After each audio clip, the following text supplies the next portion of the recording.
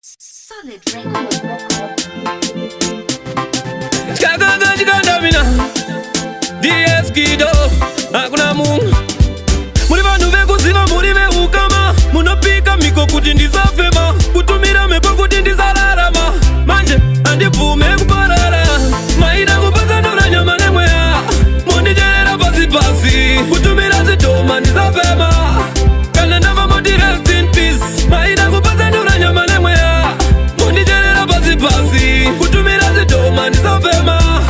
Kana ndafa moti rest in peace, kundivinga usiku nerusero, ndopomuka makuseni ndiri kupero, gogogoiva nagodobori, zvidhoma zvenyu zvitokoloshi. Manje ndinotemba namuziki, mepo ndinovhika handimbotyi, mazizi enyu nemakoritoto, ndinodzosa ikoko kwazvakapo.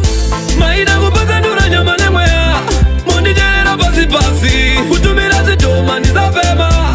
Kana ndafa moti rest in peace, maida kupatsanura nyama nemweya, mondicherera pasi pasi, kutumira zvidhoma ndisafema. Kana ndafa moti rest in peace, munombondivengereiko, unondivengera simba rangu, unondivengera zvandakashanda, kundivengera mari yangu, ndirozi dzedenga dzinoera, pandinofamba zinonditevera, ndinotemba namuziki musanditerera, ndiye wandinotevera. Maida kupatsanura nyama nemweya, mondicherera pasi pasi, kutumira zvidhoma ndisafema.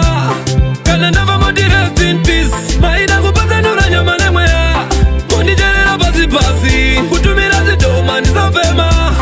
Kana ndafa moti rest in peace, kundivinga usiku nerusero, ndopomuka makuseni ndiri kupero, gogogoiva nagodobori, zvidhoma zvenyu zvitokoloshi. Manje ndinotemba namuziki, mepo ndinovhika handimbotyi, mazizi enyu nemakoritoto, ndinodzosa ikoko kwazvakapo.